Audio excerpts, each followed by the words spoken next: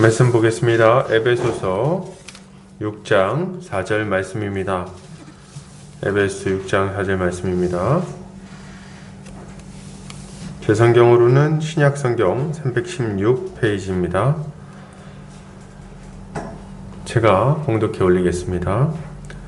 또 아비들아, 너희 자녀를 노엽게 하지 말고 오직 주의 교훈과 훈계로 양육하라. 아멘. 에베소서 6장 4절 주의 교훈과 훈계로 자녀를 양육하라 라는 제목으로 말씀 보도록 하겠습니다. 우리는 지난주에 가정에서 자녀들이 부모에게 어떻게 행해야 하는지에 대해서 배웠습니다. 그래서 가정윤리에 대해서 계속 배우고 있는 거죠. 자녀들은 그 부모를 공경해야 합니다. 부모를 공경해야 돼요. 이게 가장 기본적인 원리라고 할 수 있어요. 우리의 마음에 새겨진 본성이 부모에게 공경해야 된다는 것을 가르칠 뿐 아니라 율법에서 부모를 공경하라고 명령하고 있고, 그리고 복음의 원리를 생각해 볼 때에도 우리는 가장 가까운 이웃인 부모를 공경해야 하는 것이 맞는 것입니다. 눈에 보이는 부모를 공경하지 않는다면 눈에 보이지 않는 하늘의 아버지를 공경할 수가 없는 거죠. 그런 말은 성립될 수가 없는 겁니다. 부모는 하나님께서 그 자녀를 돌보기 위해서 보내주신 하나님의 대리자라고 할 수가 있어요. 그러니 그 권위를 인정하고 그를 사랑하고 아끼는 것은, 또 그의 권위에 순복하는 것은 하나님의 백성이 가져야 할 마땅한 태도라고 할 수 있는 것입니다. 그렇기에 참된 믿음의 주요한 증거 중에 하나는 부모를 공경하는 거예요.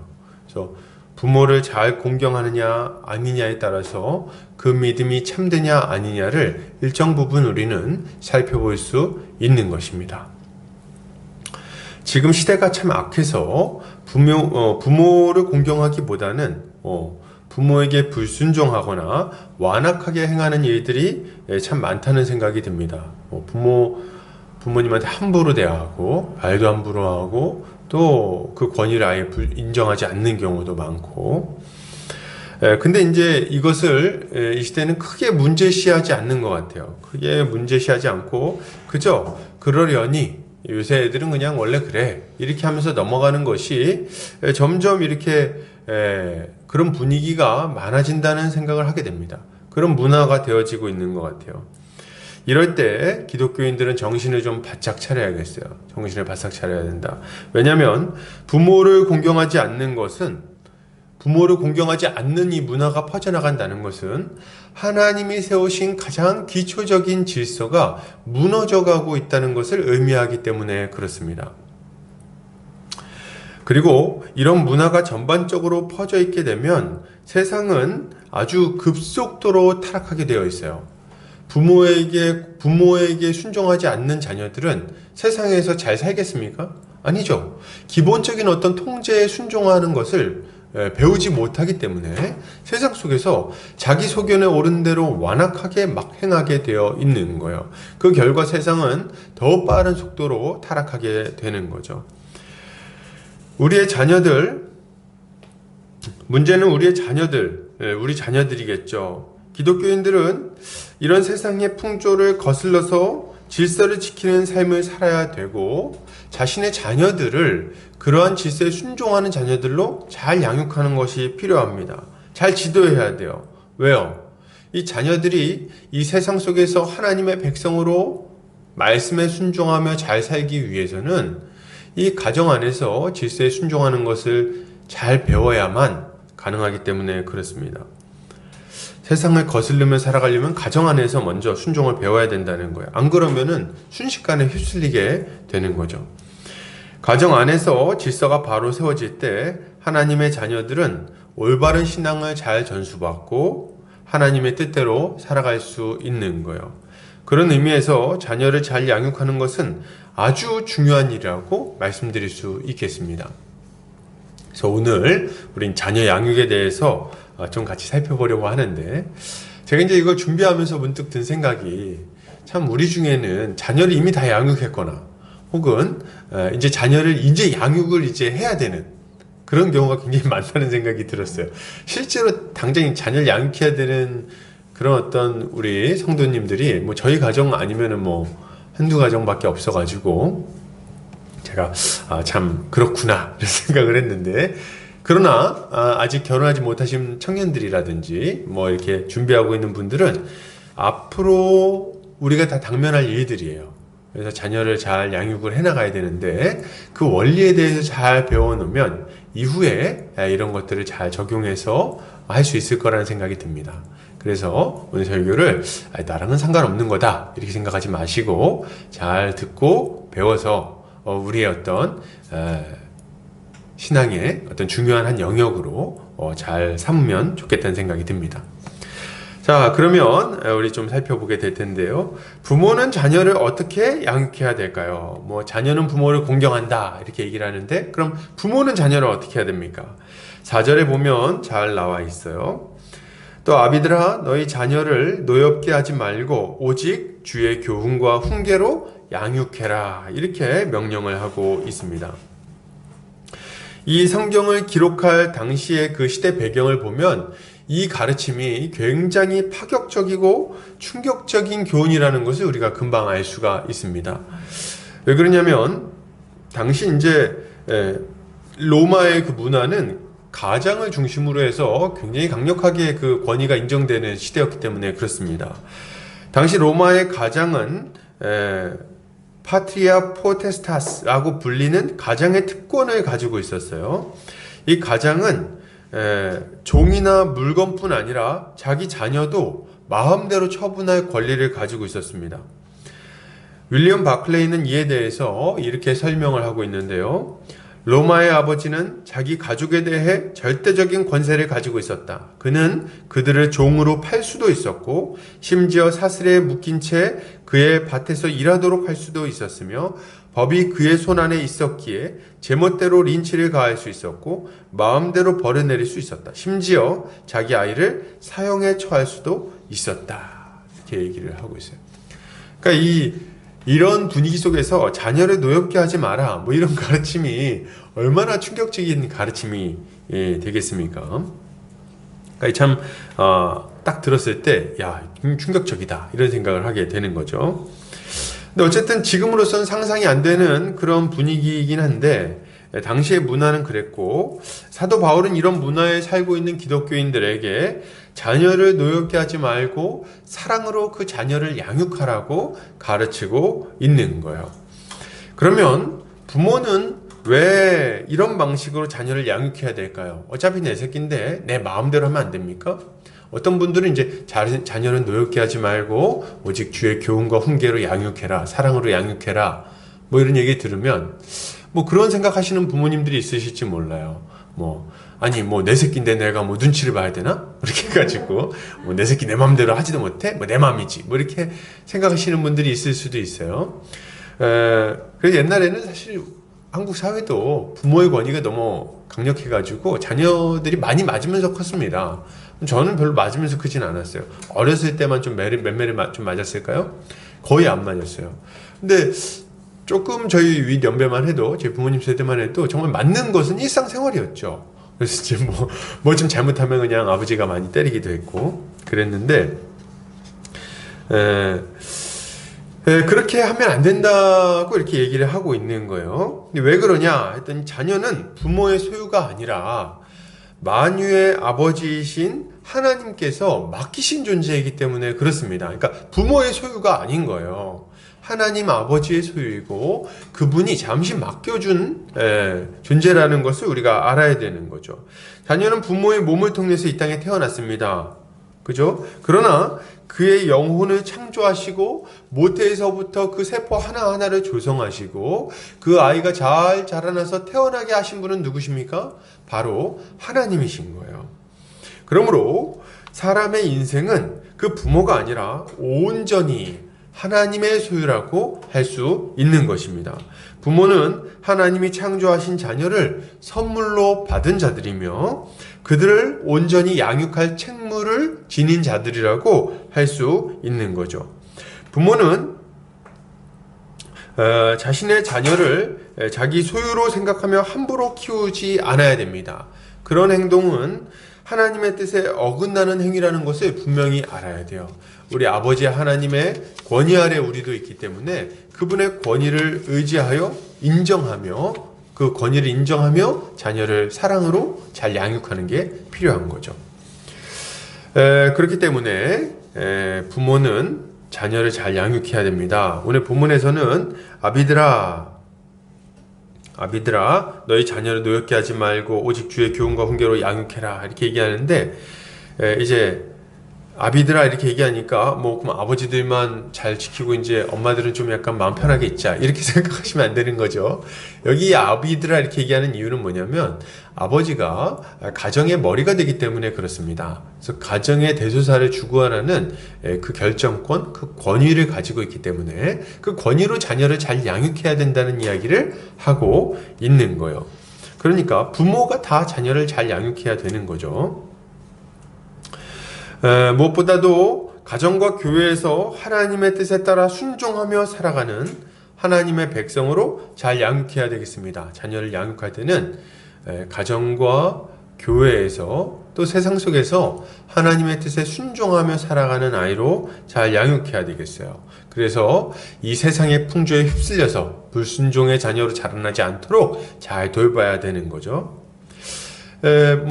우리 중에는 이렇게 생각하시는 분들이 있을 수 있어요. 그냥 애는 지가 알아서 잘 자라는 거야. 자꾸 손대면 안 돼. 자기가 알아서 하는 거지. 그래서 자유방임주의, 이런 어떤 양육 원칙을 가지신 분들이 있으실 수 있는데, 그렇게 하면 안 됩니다. 왜냐하면, 신앙의 부모가 자녀를 제대로 양육하지 않으면, 다른 존재가 자녀를 양육하기 때문에 그렇습니다. 뭐가 양육해요? 세상이 자녀를 세상의 방식으로 양육하게 되어 있어요. 그래서 이 자녀가 세상의 가치관과 세계관을 다 받아들이고 그 사단의 그 지배하에 있는 세상의 가르침을 쫓아 살아가게 되는 거예요. 그래서 부모는 절대로 자녀를 그대로 내버려두면 안 됩니다.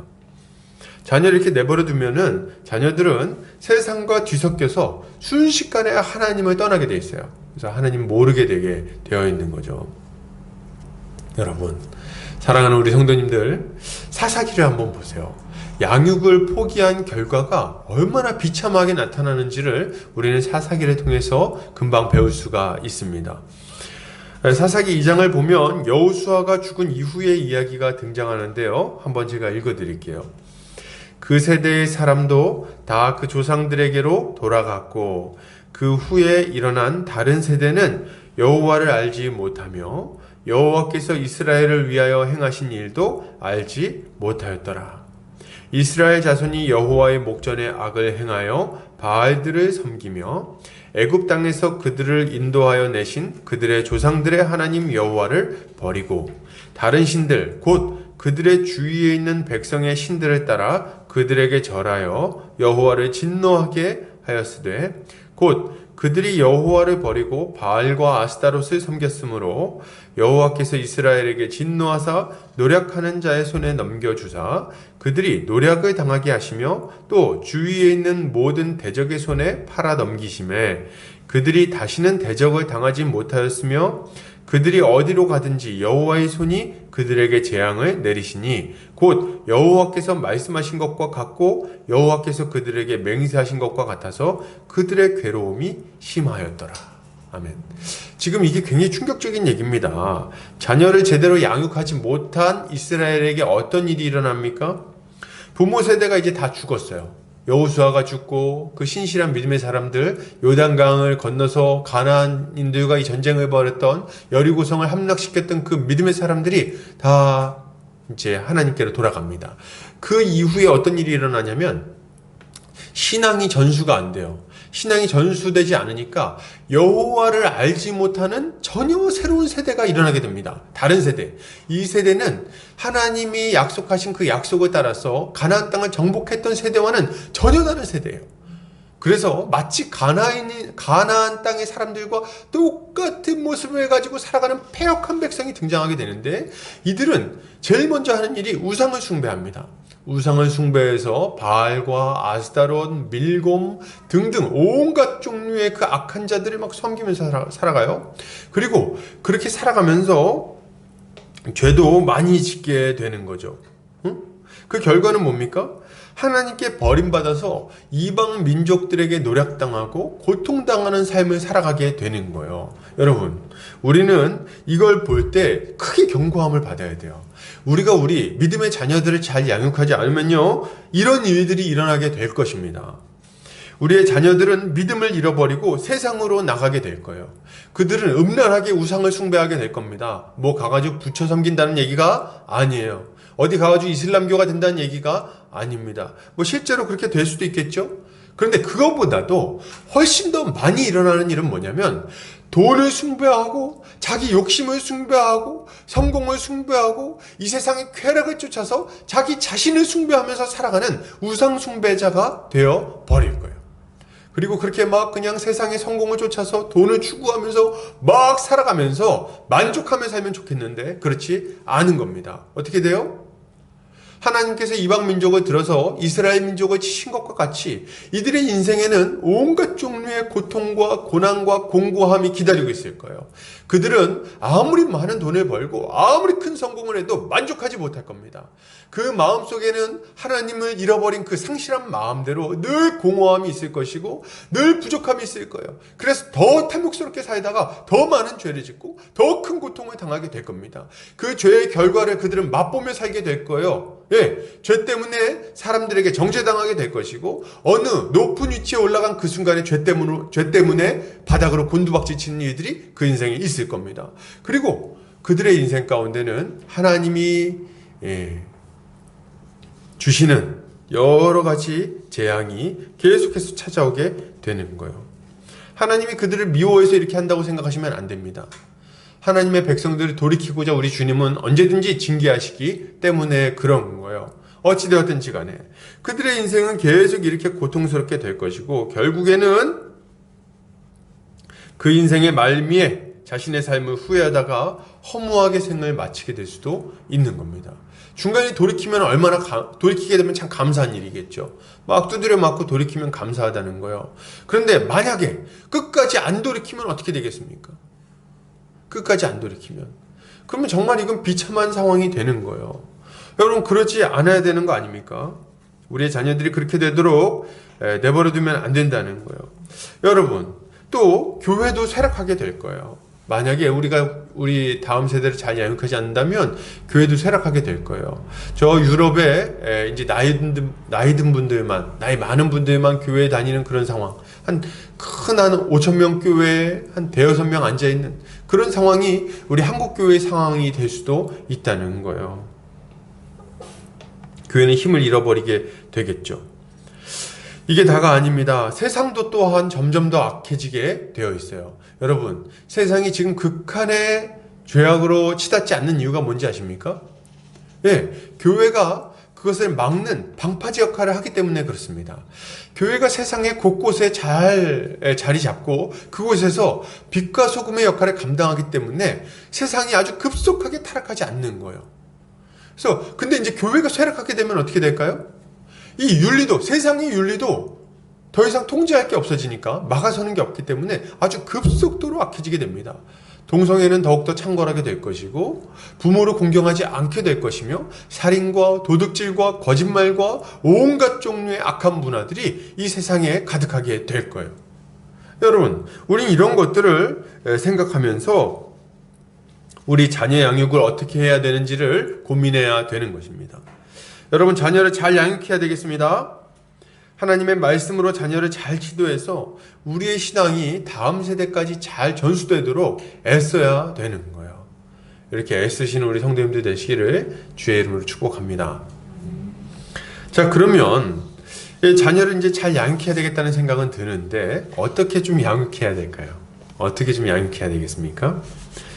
부모는 자녀를 사랑으로 잘 양육해야 되겠습니다. 사랑으로 양육해야 돼요. 우린 자녀를 본능적으로 사랑합니다. 성경을 봐도 하나님이 우리를 사랑하시는 것을 부모가 그 자녀를 사랑하는 것에 이렇게 비교해서 설명할 때가 참 많아요. 그러니까 이 자녀를 사랑하는 것은 우리의 본능의 영역이라는 거죠. 그래서 우리 주님도 뭐라 그러십니까? 너희가 악한 자라도 자녀에게 좋은 것으로 줄 줄 알거든. 이렇게 막 얘기를 하세요. 그러니까 우리가 자녀에게 좋은 것을 주고 뭐 잘해보려고 하는 것은 아주 어떤 면에서는 아주 자연스러운 거죠. 가끔 가다가 아주 악한 자들이 이런 아주 자연스러운 원리를 거스를 때가 있어요. 그래서 뭐 자녀를 학대한다든지 뭐 이런 경우들이 아주 가끔 드러나는데 대부분의 경우는 자녀를 사랑합니다. 그리고 실제로는 자녀를 사랑하는데 표현을 좀 거칠게 하는 경우는 있을지 모르겠어요. 그러나 아주 악한 경우, 악독한 경우가 아니면은 대부분 거의 대다수는 자녀를 아주 사랑할 수밖에 없는 거죠. 본능에 새겨져 있어요. 그래서 이제 자녀에게 좋은 것, 가장 좋은 것을 주고 싶어 하는 게 우리의 마음인데, 문제는 뭡니까? 우리가 참 뭐가 좋은지를 잘 모르는 경우가 많다는 거예요. 뭘 줘야 좋은지, 그리고 그 좋은 거를 어떻게 줘야 되는지를 잘 모르는 경우가 많습니다. 그래가지고 문제가 생기는 거예요. 그렇기 때문에 우리는 부모로서 자녀를 어떻게 잘 양육할 것인지에 대해서 그 기본적인 원리들을 잘 배울 필요가 있습니다. 먼저 우리가 이렇게 자녀를 잘 양육하기 위해서는 자녀 양육의 목표를 좀 잘 설정할 필요가 있어요. 우리는 어떻게 양육할 것인가, 왜 양육할 것인가, 뭐 이런 목표를 잘 설정해야 된다는 거예요. 자녀 양육의 목표를 이 시대 많은 부모들이 자녀의 성공이나 안정된 생활로 설정하고 있다는 것은 참 이 시대의 불행이라고 저는 생각합니다. 자녀가 잘 먹고 잘 사는 거를 목표로 자녀를 양육하는 경우가 너무 많다는 거예요.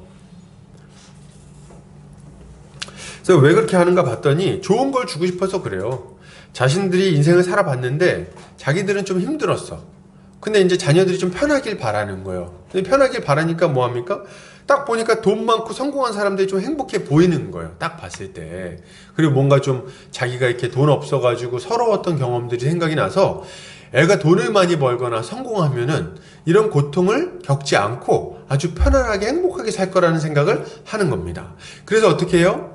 이 자녀들이 돈을 잘 벌 수 있도록 하기 위해서 그 토대를 마련해주고 싶어 합니다. 성공할 수 있는 토대, 그리고 자기 꿈을 좀 잘 발현할 수 있는 어떤 토대, 뭐 이런 토대들, 돈을 잘 벌 수 있는 토대들. 그래가지고 이제 자녀를 그걸 잘 갖추게 하기 위해서 양육을 하는데, 우리 한국 사회에서 이 자녀가 성공하고 돈 잘 벌 수 있기 위해서 요구되는 조건으로 대다수 부모들이 생각하는 게 뭐냐면 공부입니다. 학업이에요, 학업. 학업을 잘 해가지고 좋은 성적을 받아가지고 좋은 대학교에 가면 좋은 직장에 가게 되고 거기서 안정된 생활을 영위할 수 있을 거라는 생각을 많이 합니다. 그래서 이제 공부를 그렇게 시키려고 애를 쓰는 거예요. 그래서 이들이 참 그동안 이제 그런 거 많이 부러워했어요. 돈 많은 사람들, 성공한 사람들이 큰 소리 뻥뻥 치면서 막 살아가는 거. 그래가지고 그런 삶을 좀 살게 해줘야겠다. 그래가지고 내 자식 어디 가서 기죽지 않도록 공부 잘 해가지고 좋은 학교 가고 좋은 직장 가고 돈도 잘 벌고 결혼도 잘하게 해야지.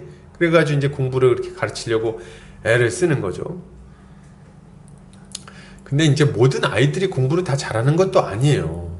그러니까 여기서 굉장히 또 고통스러운 일들이 막 생겨나게 되는데요.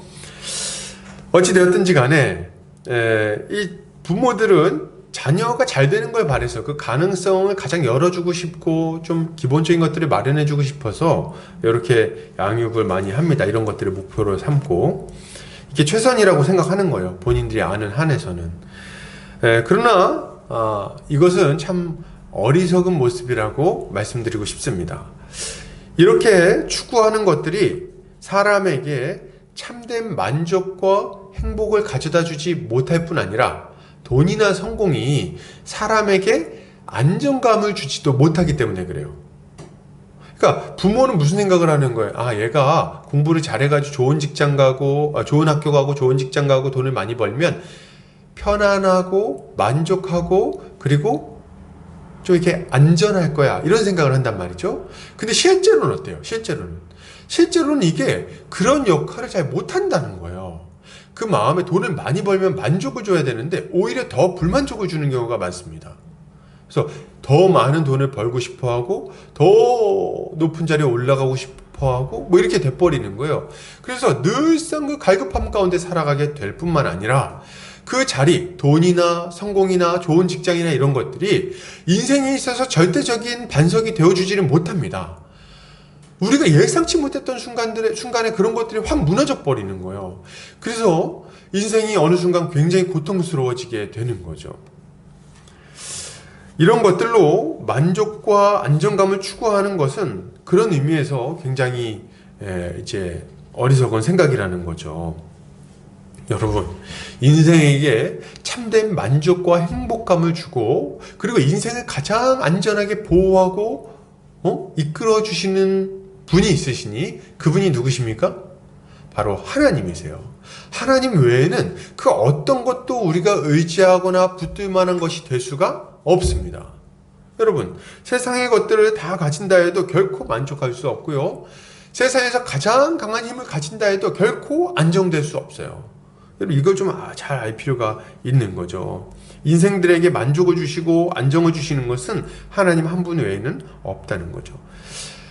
그렇기 때문에 성도가 자녀를 양육하는 목표는 돈이나 성공이 아니라 그런 걸 놓고 자녀가 성공하는 것, 자녀가 높은 자리에 올라가는 것 이런 걸 목표로 설정할 것이 아니라 자녀가 하나님의 백성으로서 합당한 모습을 갖추는 것을 목표로 정해야 되겠어요, 여러분.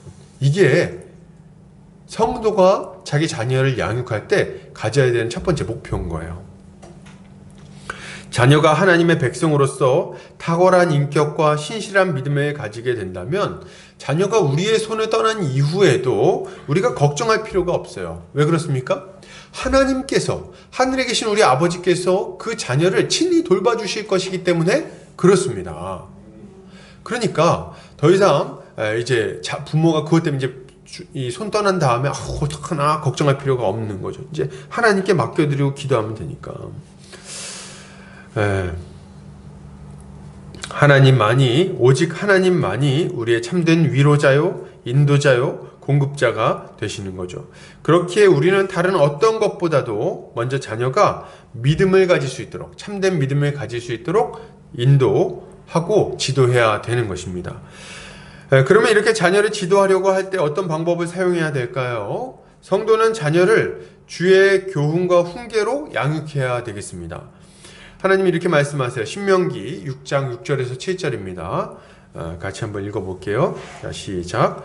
오늘 내가 내게 명하는 이 말씀을 너는 마음에 새기고 내 자녀에게 부지런히 가르치며 집에 앉았을 때에든지 길을 갈 때에든지 누워있을 때에든지 일어날 때에든지 이 말씀을 강론할 것이며 이렇게 말하고 있어요. 그래서 부모가 먼저 하나님의 명령을 마음에 새기고 자녀를 부지런히 가르쳐야 된다고 이야기하는 겁니다. 그래서 어떤 순간이라도 가르칠 수 있도록 좀 해야 된다. 이렇게 이야기를 하고 있는 거죠. 먼저는 부모가 하나님의 명령을 마음에 새겨야 되겠습니다. 부모가 말씀을 모르면 자녀를 양육할 수가 없겠죠.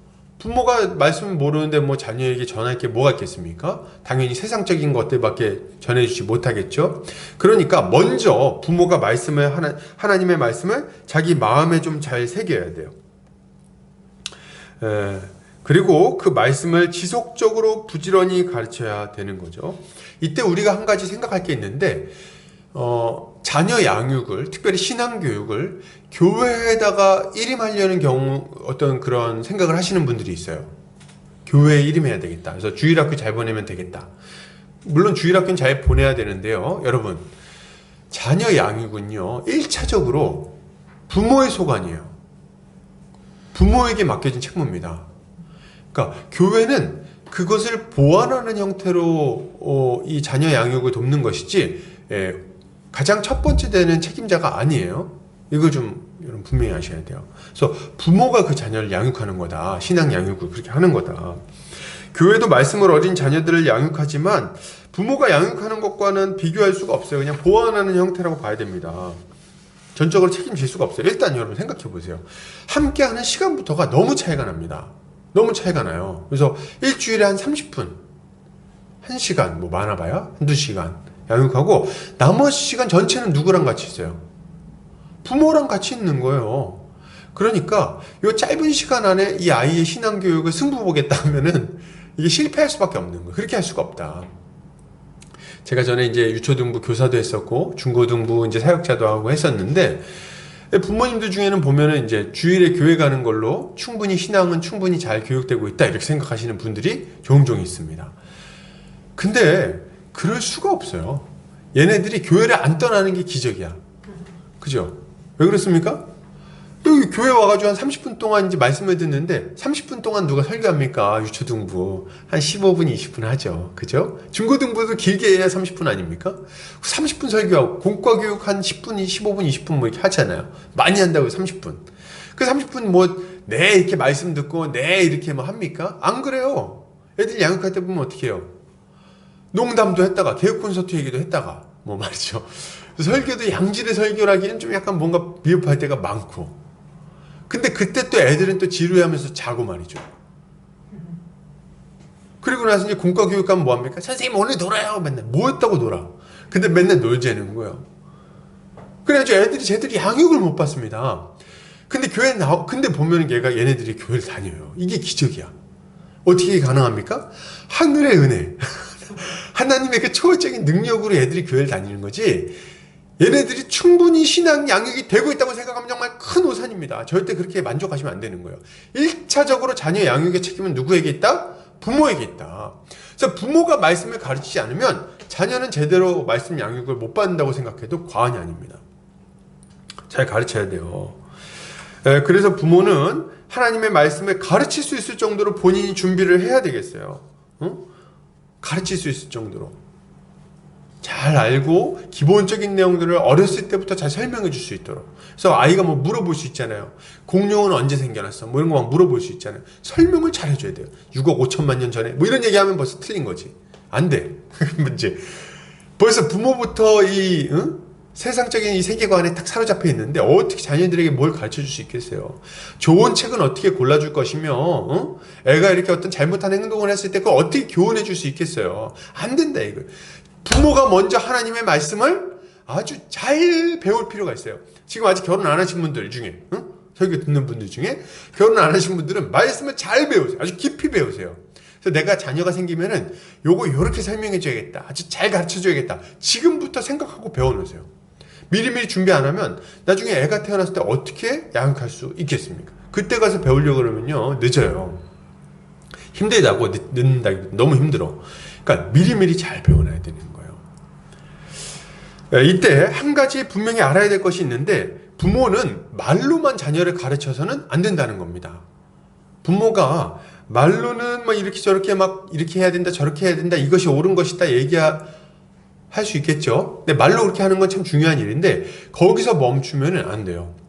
부모는 자녀의 모범이 되어줘야 돼요. 그래서 자녀에게 야, 너 어디 가서 욕하면 안 돼. 이렇게 가르쳤으면은 부모가 욕을 하면 안 됩니다.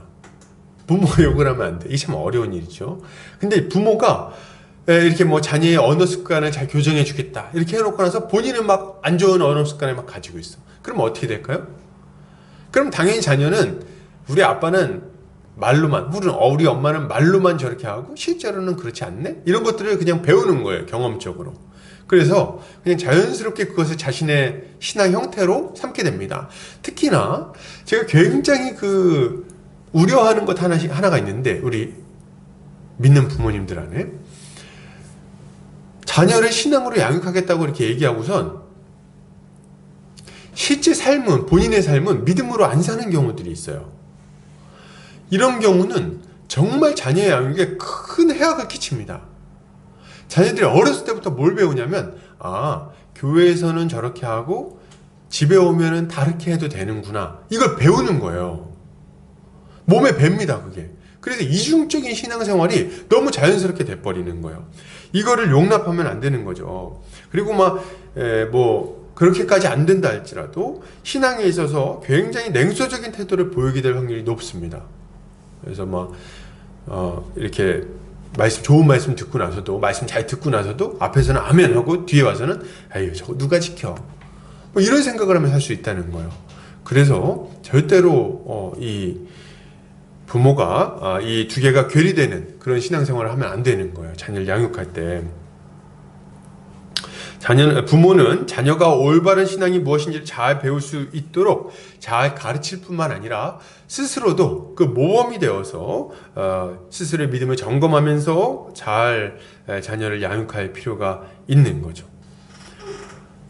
이렇게 잘 자녀를 양육하는 우리 성도님들 되시기 바랍니다.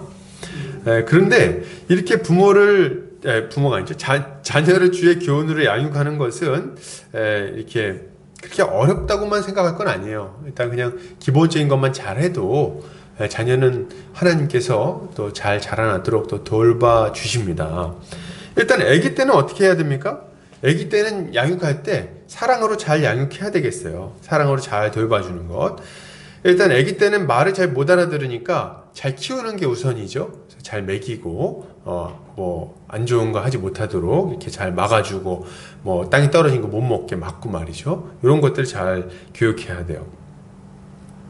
그래서 이때 자녀는 부모의 헌신적인 사랑을 통해서 하나님의 무조건적인 사랑을 배우게 됩니다. 그렇기 때문에 이 자녀에 대해서는 정말 하나님의 사랑을 맛볼 수 있도록 필요한 것들을 잘 공급해주고 사랑해주고 스킨십도 많이 해주고 이렇게 할 필요가 있어요. 이런 경험은 아이가 자라나면서 하나님의 사랑을 이해하는 데 절대적인 도움이 되는 거예요. 그리고 이제 아이가 조금 자라나면 아이에게 기본적인 신앙 훈련을 좀 시킬 필요가 있습니다. 이때 뭐 애들 한 3살부터 5살 사이에 좀 컸을 때, 이때 무슨 교리 교육을 시키라는 말은 아니에요. 이때 훈련시켜야 되는 것은 교회를 잘 데리고 다니는 겁니다. 여러분, 교회를 잘 데리고 다녀야 되는 거예요.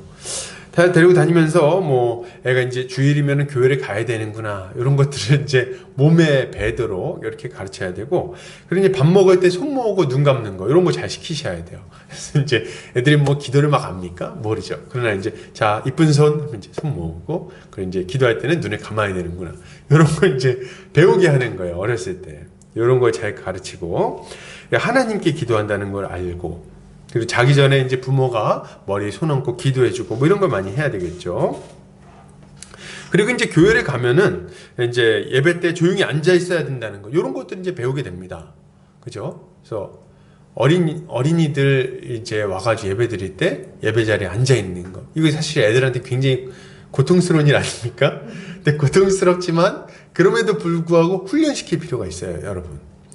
뭐 요새 뭐 한국 교회에서는 이제 어린이 예배를 따로 드리는 경우가 참 많죠. 그래서 어린이 예배, 뭐 유치부 예배 다 나눠져 가지고 따로 드리는 경우가 많은데, 기독교 역사 2000년 동안 이렇게 나눠서 드린 경우는 거의 없었어요. 이렇게 나눠드리기, 주일학교가 생긴 게 1800년대 후반입니다. 그러니까 그 전까지는 다 예배를 같이 드렸던 거예요. 그래서 애들이 어렸을 때부터 교회 와서 이렇게 부모 손 잡고 와가지고 딱 그 장의자 거기 옆에 딱 앉아가지고 이렇게 예배 찬송 부르고 예배 드리는 겁니다.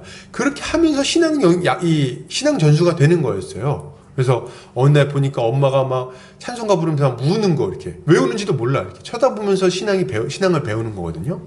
또 아니면 아버지가 막 거기서 막 아주 막 뜨겁게 기도하는 거, 이런 거 보면서 배우는 거예요. 성도님들 하는 거 보면서. 말씀을 들을 때는 진지하게 들어야 되는구나, 이런 거. 그 분위기 안에서 배우는 겁니다.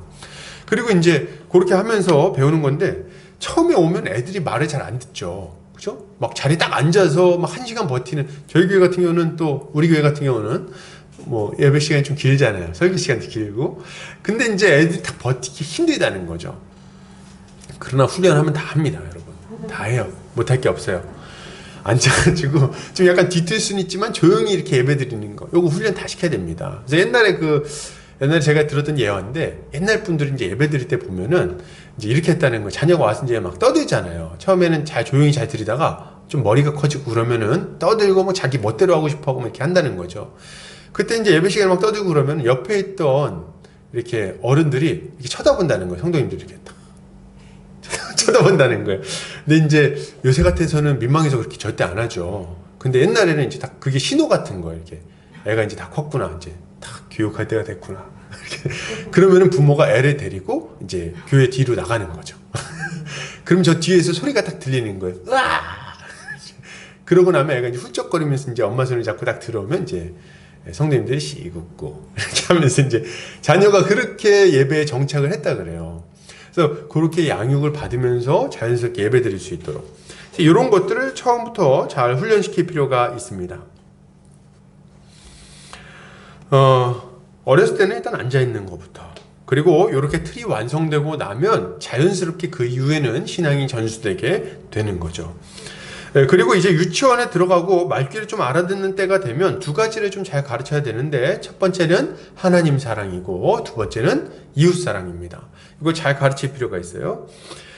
그리고 이제 기본적인 복음 교육을 이제 유치원 때부터는 좀 시작할 필요가 있어요. 복음을 잘 가르칠 필요가 있어요. 하나님의 창조와 인간의 타락, 그리고 예수 그리스도의 십자가와 부활, 그리고 믿음으로 말미암아 얻는 구원, 이런 것들을 좀 이제 유치원 정도 되면 가르치기 시작해야 됩니다. 잘 가르쳐야 돼요. 그리고 이웃을 사랑하는 법을 잘 가르쳐야 되겠죠. 우더른을 공경하는 것을 아주 잘 가르쳐야 돼요. 어렸을 때부터. 그래서 이렇게 우더른을 보면, 교회에서도 어른들 보면 이렇게 딱 인사하는 거, 고개 숙여서 인사하는 거 잘 가르쳐야 돼요. 애들이 인사 잘 안 하면 어떻게 해야 됩니까? 이제 부모님 가서 머리를 이렇게 눌러줘야 되죠. 그 잘 인사하듯 눌러주고, 요거 잘 습관들이도록 해줘야 되는 거예요. 특별히 이 시기에 이제 담임 목사님 사랑하는 것도 잘 가르치고 이제 이런 거 해야 되는 거죠. 잘 양육해서. 그리고 이제 친구들과 잘 지내는 것도 가르쳐야 됩니다. 옆에 친구를 때린다든지 친구 것을 빼앗는다든지 이렇게 하는 것 이제 못하도록 해야 돼요. 이때 잘 혼내가면서 가르쳐야 되고, 도리어 친구를 위해서 자신의 먹을 것, 뭐 마이쮸라든지 뭐 이런 거 있잖아요. 뽀로로 음료 이런 거 나눠주는 거를 이제 좀 할 수 있도록 잘 지도할 필요가 있습니다.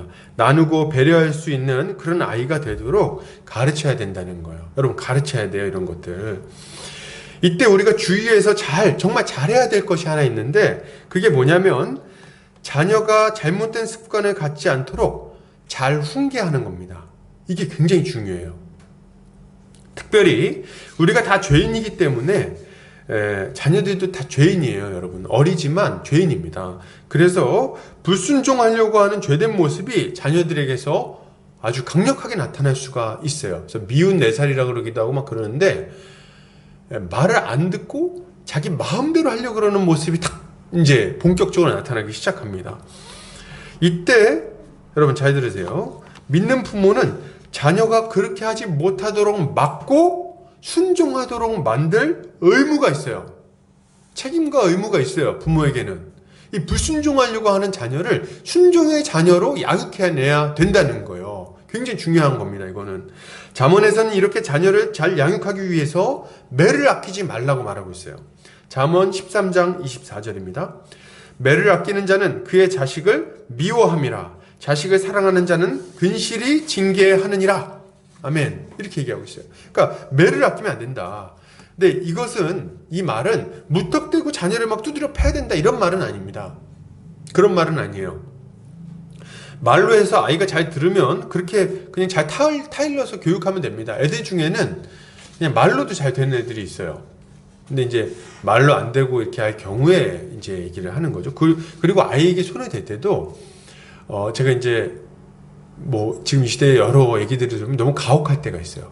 그렇게 하면 안 되고, 일단은 본인이 마음이 아주 감정이 식어야 돼요. 감정이 뜨거운 상태에서 막 애들을 징계하면 안 됩니다. 로이드 목사님 뭐라고 말씀하셨냐면, 본인이 훈계받아야 되는 상황에서 누구를 훈계하겠는가, 뭐 이렇게 말씀하셨어요. 그래서 먼저 자기가 화가 나서 애를 때리면 안 됩니다. 화가 났을 때는 일단 감정을 잘 진정시키고 양육하기 위한 어떤 이런 체벌을 할 수 있는 거예요. 그래서 가혹하지 않도록, 너무 과도하지 않도록 잘 해야 되는 거죠. 막 혁대 풀러서 때리고 막 이런 거 안 됩니다.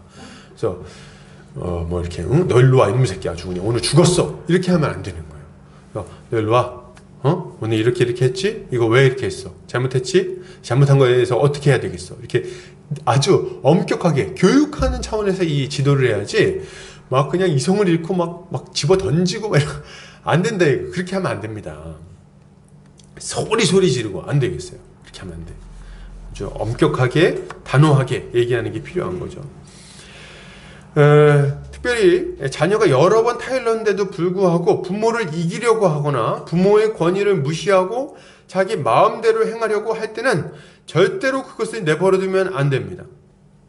말로 훈계를 했는데도 불구하고 불순종할 때는 따끔하게 매를 들어서 이 고집을 꺾어줄 필요가 있어요. 여러분, 그때 꺾어줘야 돼요.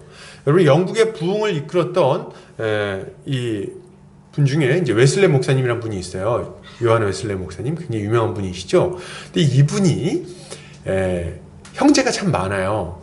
이분이 이제 몇째냐면 15번째 자녀예요. 그 형제는 몇 명이냐? 19명이야.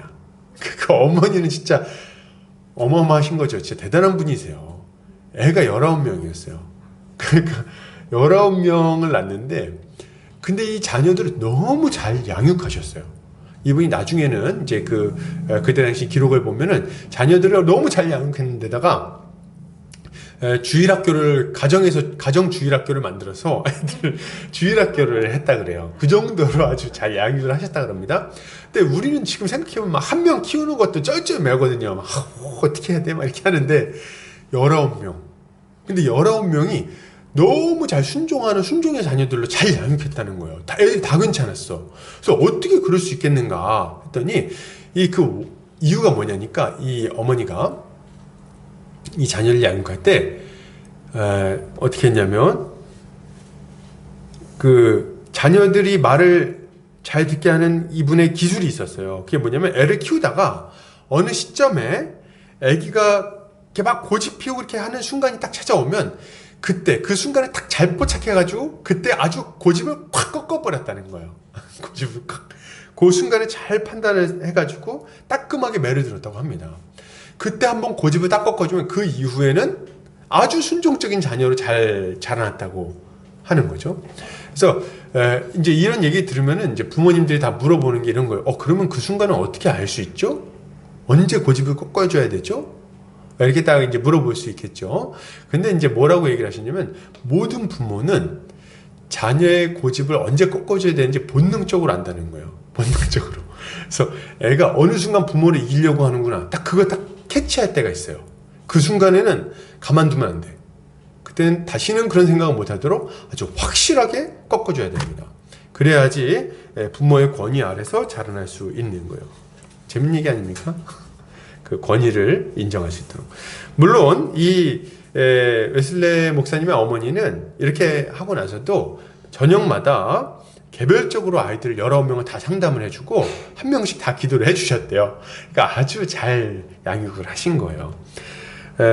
여러분, 가끔 이렇게 길에서 보면 뭐 이마트라든지 이런 데 가보면은 애들 중에 막 땅바닥에 딩굴고 막 소리 지르고 막 이런 친구들이 있어요.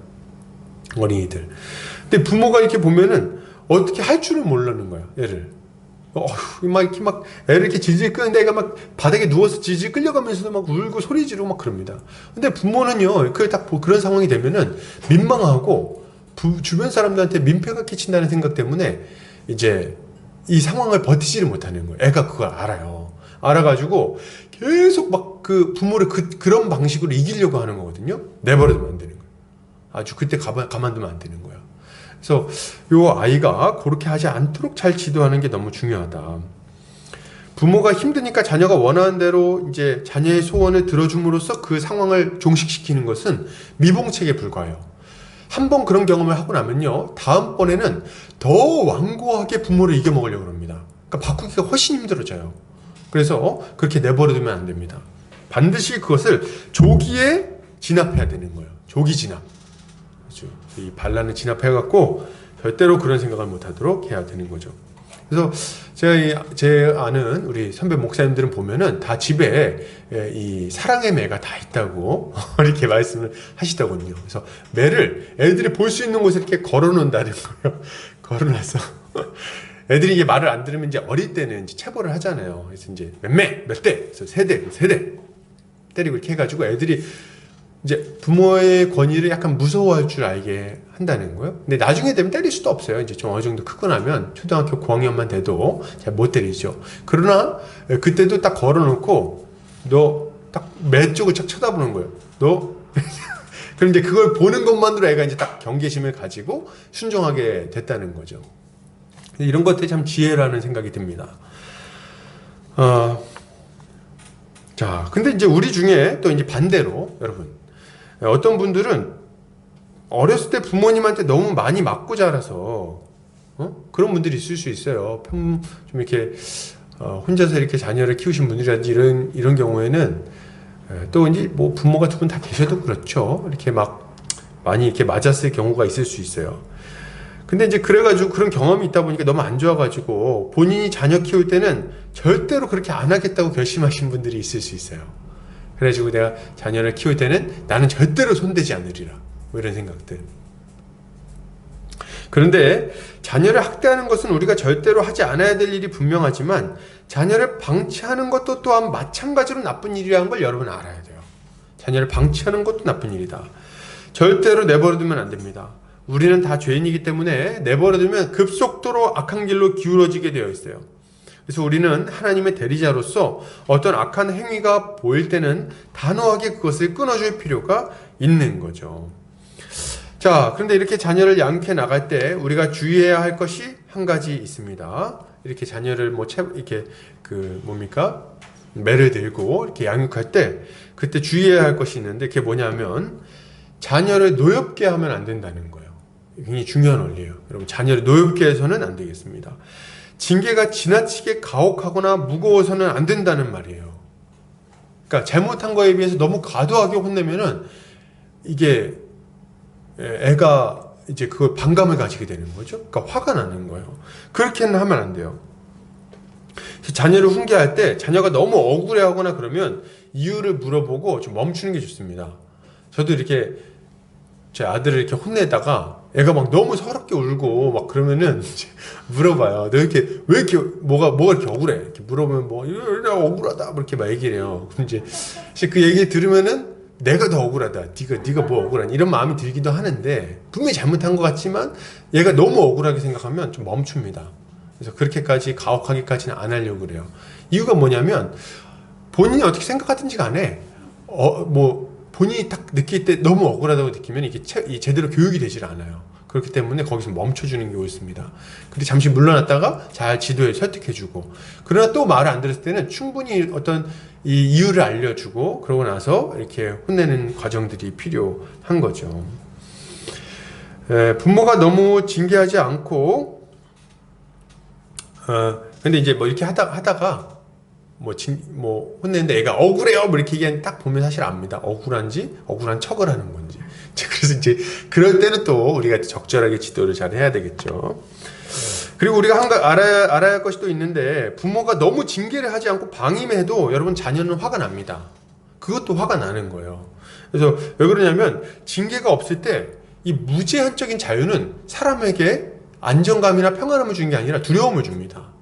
그리고 부모의 사랑을 못 느끼게 만들어요. 그래서 옛날에 무슨 드라마 같은 거 보면 뭐 이렇게 새엄마인가요? 새엄마 이런 사람들이 이렇게 있다가 애를 못 건드리는 거야. 때리지 못하는 거야. 근데 나중에 애가 커가지고 이렇게 막 못된 짓거리 하니까 와서 뺨을 착 때리죠. 그랬더니 이제 애가 뭐라 합니까? 엄마가 저를 때린 게 이번이 처음이에요. 이렇게 얘기하면서 이제 그러면서 비로소 이제 마음을 느끼고 이런 어디 제가 드라마 봤던 것 같아요. 근데 이제 그게 이유가 뭐냐니까 이 아이를 적절하게 통제해주지 않는 것은 아이를 보호하는 게 아니기 때문에 그렇습니다. 아이도 알아요. 그래서 히브리서 같은 데 보면 자녀를 징계하지 않는다면 그 부모가 사랑하지 않는 거다. 이렇게 이야기를 막 합니다.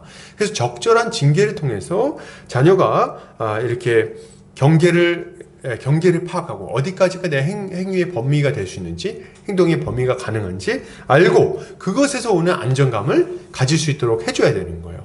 이게 부모가 가르쳐야 되는 중요한 원리인 거죠. 또한 이렇게 자녀를 징계할 때 부모는 자녀를 향해서 충분한 인내와 이해심을 보여줄 필요가 있습니다. 충분한 인내와 이해심을 보여줘야 돼요. 왜요? 그냥 화난다고 함부로 혼내고 그러면 그것이 부당하다고 느낄 수 있기 때문에 그런 거죠. 그래서 부모는 자녀를 지도할 때 충분한 설득의 과정을 가지고 훈계를 해야 되는 거예요. 자, 아무튼 우리는 이렇게 최대한 어릴 때 기본적인 훈련들을 잘 시킬 필요가 있는데, 이제 나이가 좀 더 먹어서 초등학교 고학년만 돼도 잘 지도하는 것이 생각보다 쉽지가 않습니다. 사춘기가 좀 빨리 오기 때문에. 그리고 그때 뭔가를 바꾸려고 그러면은 좀 많이 힘듭니다. 그때 돼가지고 막 중고등학생 돼가지고 뭘 가르치려고 그러면 이제 머리가 굵어져가지고 튕겨져 나가는 경우가 많아요. 그래서 그 전에 어릴 때, 초등학교 때 아주 확실하게 잘 가르쳐야 되는 거예요. 그래서 어렸을 때 순종하는 것을 잘 훈련시키고 대화를 많이 나눠야 되겠습니다. 특히 초등학교 때 가치관과 세계관이 자리 잡기 때문에 이때 중요한 교리들을 잘 암기시키고 성경을 아주 달달달달 외우도록 잘 가르칠 필요가 있어요. 그래서 이때 아주 중요한 것이 기본적인 세계관 교육을 좀 시켜주는 건데요. 자녀가 이제 세상에서 친구들을 만나고 이제 세상 속에서 살아가는 첫걸음이 이제 초등학교라고 거의 볼 수가 있어요. 근데 이 초등학교 때 세계관의 충돌을 경험하게 됩니다. 왜요? 가면은 벌써 인간은 어디서부터 왔어요? 오스트랄로피테쿠스. 뭐 몇백만 년 전, 뭐 호모 사피엔스 뭐 이런 거 배웁니다. 근데 이런 걸 아주 명시적으로 진화론을 배우는 건 좀 이유라 할지라도 뭘 배우냐면 공룡에 대해서 막 얘기를 합니다, 애들이. 그래서 공룡 어디서 왔어요? 딱 얘기를 하면 공룡 어디서 왔어? 그러면 벌써 6억 5천만 년 전 딱 나온단 말이에요. 그럼 우리가 배운 거랑 이 교회에서 배운 거랑 벌써 이 세계관 충돌이 일어납니다. 그래서 이럴 때 아이들이 혼란을 겪지 않도록 기본적인 세계관 교육을 잘 시켜주고 그리고 그것들에 대해서 잘 대처할 수 있도록 가르치는 것들이 굉장히 필요한 거예요. 그래서 이제 어렸을 때 이제 이런 것들 잘 해야 되겠죠. 그래서 주일학교 교육을 한다 할 때 우린 두 가지를 좀 잘 해야 됩니다. 첫 번째는 교리 교육을 잘 해야 되고요. 두 번째로는 이 일상학교를 통해서 세계관 교육을 잘 해줄 필요가 있어요. 그래서 세상 속에서 어떻게 살아가야 될 것인지에 대해서도 잘 양육해 줘야 됩니다. 그래서 또 이때가 이제 학습 습관이라든지 뭐 이렇게 어떤 관계를 해나가는 이런 방식들 여러 가지 것들을 배우는 시기이기 때문에 이때 우리가 아주 특별히 관심을 가지고 자녀를 잘 양육하는 것들이 필요하는 거죠. 그리고 이제 중고등학생이 됐을 때는 이때는 진짜 어렵습니다. 애들이 거의 뭐 짐승과 같아지기 때문에 이때는 힘들어요. 이때는 독립심이 굉장히 강해지고 그리고 또래 집단에 따라서 움직이는 성향이 강해집니다. 그래서 부모를 거의 부모는 나의 억압자, 독재자 약간 이런 느낌으로 받아들이기 때문에 부모와 대화하기 굉장히 어려워져요. 그래서 뭐 말만 하면 싫다 그러고 안 된다 그러고 아니라 그러고 말도 잘 안 해요. 대답 잘 안 하고. 그래서 밥 먹다가 이제 옛날 개그 프로그램 중에서도 뭐 대화가 필요해 뭐 이런 개그도 있었잖아요. 그런 것처럼 말을 거의 안 합니다. 밥 먹고 몸 깡 닫고 들어가고 하루 종일 있는 거예요. 그래서 심지어는 제가 들었던 얘기인데 어떤 부모님은 하루에 애를 20분밖에 못 본다는 거예요. 그것 때문에 막 슬퍼하시더라고요. 애가 20분밖에 못 봤다. 나 오늘 애를. 그러니까 와서 잠깐 얼굴 보고 이제 들어가. 밥 먹을 때만 잠깐 얼굴 비치고 들어가고. 안 먹는다 그러고 문 두드리면 야, 얘 밥 먹어 이렇게 하면 이제 안 먹어 이렇게 얘기하고 그냥 이제 있고. 뭐 한다 그러면 다 싫다 그러고 여행 가자 그러면 싫다 그러고 어렸을 때나 여행 같이 가자 그러지 이제 중고등학생 돼보세요. 엄마 아빠 다녀오세요. 저 집에 있을게요. 이렇게 하지. 잘 안 간다 이거지. 그래서 그때 가서 뭔가를 해보려고 그러면 너무 힘듭니다. 그래서 그 전에 미리 이렇게 잘 대화를 하고 이렇게 교제를 많이 나눠야 돼요. 특별히 이제 이 시기에 자녀들이 아주 급속도로 이 친구들과 친해지기 때문에 또래 관계가 너무 강력해져요. 이게 거의 전부가 됩니다. 세상의 전부가. 그래서 이때 좋은 친구를 사귈 수 있도록 지도하는 건 너무 중요한 문제예요. 이때 좀 이렇게 악한 동무들을 만나면 정말 중고등부 시절 전체를 거의 날려먹습니다. 거의 막 죄만 짓다가 끝나는 경우도 많고 해야 될 일을 그 중요한 시기에 해야 될 일들을 못할 수 있어요. 특히나 한국 사회 같은 경우는 이 중고등학생 때 배운 걸로 진로가 거의 결정이 돼버려요. 근데 이때 제대로 잘 준비해갖고 가지를 않는다면 그때 이제 막 친구들하고 어울리면서 담배 피우고 다니고 막 술 마시고 다니고 막 아주 막 이렇게 죄 짓고 다니고 막 이렇게 하면은 그 시절을 그냥 통으로 그 중요한 시기를 다 잃어버릴 수 있는 거예요. 안 된다. 그래서 이때 친구를 잘 만나도록 지도하고 해야 된다. 근데 이렇게 하려면은 대화를 많이 해야 되는데 유초등부 때부터 대화를 잘 해놓지 않으면 이제 중고등부 돼가지고 대화하려고 하면 진짜 힘듭니다. 그래서 그렇게 하지 않도록 미리미리 준비를 잘 해야 되는 거예요. 이 시기는 반드시 필요한 시기예요. 왜 이런 시기가 필요하냐면 이 자녀가 한 사람의 부모에게 속하지 않은 한 사람의 독립된 인격으로서 이제 자리 잡고 하나님과 대면해서 1대1 관계를 형성해 나가고 그리고 세상 속에서 자신의 위치를 확인해 나가는 거기 때문에 이 시기가 반드시 있어야 됩니다. 이 시기를 잘 보내지 못하면은 독립할 수가 없어요. 부모를 떠난 시기에. 그래서 이 시기를 잘 해나갈 수 있도록 부모는 잘 조언해주고 이끌어줘야겠죠. 이제 이거 오늘 이렇게 설교를 하면서 약간 잔소리같이 자꾸 된다는 느낌을 받는데, 그러나 잘 들으세요. 부모가 이때 자기의 욕망을 자녀에게 투영하지 않았으면 좋겠어요. 그렇게 하면 안 됩니다.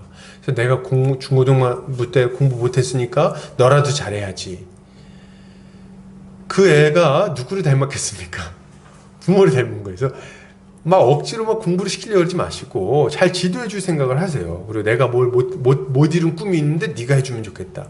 부모와 자녀가 잘 마음이 맞아가지고 할 수 있으면 좋겠지만 그렇지 않다면 강압적으로 해서는 안 됩니다. 그래서 뭐 부모 꿈이 자녀가 뭐 어디 법대 가는 거 뭐 이런 거야. 뭐 아니면 뭐 법관이 되는 게 꿈이다. 내 꿈은 이건데 네가 꼭 해줬으면 좋겠다. 왜 본인 꿈을 이렇게 자녀에게 강요합니까? 그렇게 하지 않아야 돼요. 자녀는 자녀의 꿈이 있는 거예요. 본인이 하시지 왜? 그 못했으면 어쩔 수 없는 거죠. 왜 자녀한테 그렇게 합니까? 자녀는 자기가 알아서 잘 이렇게 자신의 진로를 잡아 나가야 되는 거예요. 대신에 자녀가 너무 잘 모르니까 그런 것들을 잘 선택할 수 있도록 그런 어떤 지도를 해주고 좀 이렇게 조언을 해줄 수는 있겠죠. 그 외에 이렇게 너무 과도하게 이렇게 하는 것은 옳지 않습니다. 자, 이제 그렇게 해서 잘 양육하면 되는데요. 마지막으로 한 가지만 좀 더 살펴보도록 하겠습니다. 근데 우리가 이렇게 자녀를 잘 양육하려고 하는데 우리의 걱정이 있어요. 뭡니까? 우리가 완벽한 부모들이 아니잖아요. 그래서 실수하면 어떻게 될까요? 실수하면 어떡하죠? 실수하면? 우리가 다 부족하기 때문에 성경처럼 성경을 따라 성경 원리를 따라서 생각처럼 잘 지도하지 못할 수도 있는 거예요. 우리 참 부족하죠. 그때 어떻게 해야 되는가? 우리는 이렇게 열심히 하고 나서도 후회할 때가 많는데 너무 걱정하지 않아도 되겠습니다. 여러분 너무 걱정하지 마세요. 내가 이렇게 애를 열심히 해보려고 하는데 내가 실수하면 어떡하지? 걱정하지 마세요. 왜냐하면 만약 우리가 진심으로 자녀를 사랑하는 마음으로 양육하면 자녀들도 그 진심을 알기 때문에 그렇습니다. 그 진심은 다 알아요. 배워요. 그래서 부모가 날 사랑으로 이렇게 해보려고 하는구나. 그러면은 뭐 겉으로는 퉁명스럽게 뭐 할지 몰라도 속으로는 다 압니다. 이걸 받아들여요. 그래서 그걸 이제 우리가 너무 걱정하지 않아도 되고, 그리고 설령 우리의 부족함이 있다 할지라도 전능하신 하나님 아버지께서 우리의 부족함에도 불구하고 역사하셔서 이 모든 것 가운데 역사하셔서 합력하여 선을 이루게 만들어 주실 것이기 때문에 그렇습니다. 좀 부족하다고 좀 느껴지시나요? 지혜가 좀 부족합니까?